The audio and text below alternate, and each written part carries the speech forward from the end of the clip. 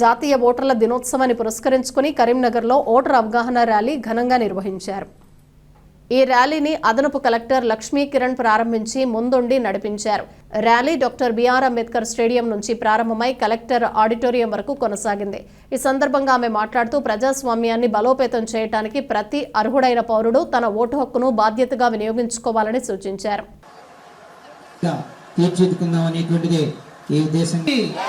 జై జై మాతా, జై జై మాతా మాత్రమే సాధ్యమవుతుంది. యువ తరంగానికి అంతా కూడా మనం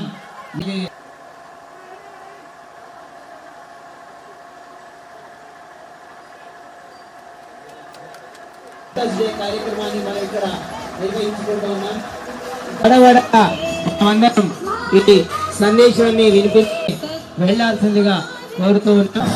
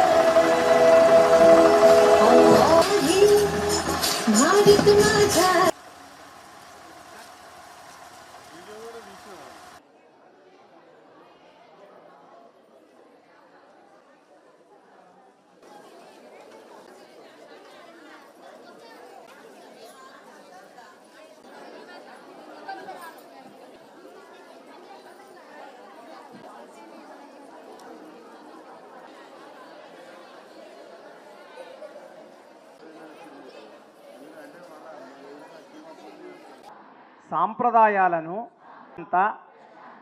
ఎన్నికల ప్రభావాన్ని ఒత్తిడులకు ఈ ఎన్నికల్లో నిర్భయంగా ఇందు మూలంగా జై హింద్.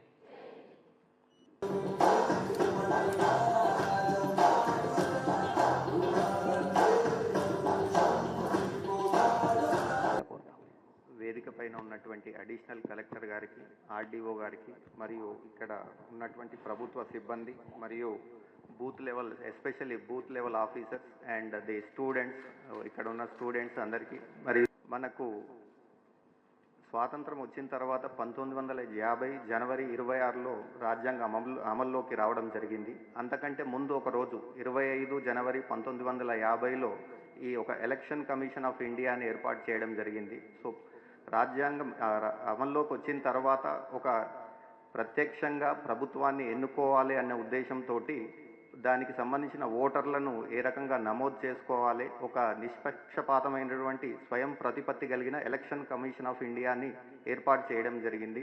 దాంట్లో ప్రభుత్వం యొక్క ఎటువంటి ఒత్తిడి కానీ ఇంటర్ఫియరెన్స్ కానీ ఉండదు. సో ఆ 1950 జనవరి 25న ఏర్పాటు చేసినటువంటి ఎలక్షన్ కమిషన్ ఆఫ్ ఇండియా ఆ రోజును పురస్కరించుకొని మనం ఈరోజు ఓటర్స్ నమస్కారం. ఈ 16వ నేషనల్ ఓటర్స్ డే సందర్భంగా ముఖ్య అతిథిగా వచ్చినటువంటి మన జిల్లా జడ్జి గారికి హృదయపూర్వక నమస్కారాలు. ఎందుకంటే సార్ రావడం కూడా మనకి గొప్ప గౌరవంగా భావిస్తున్నాము. ఈరోజు ఇంకొక అతిథి మిస్ అయ్యారు, పమేలా మేడం, జిల్లా కలెక్టర్ గారు.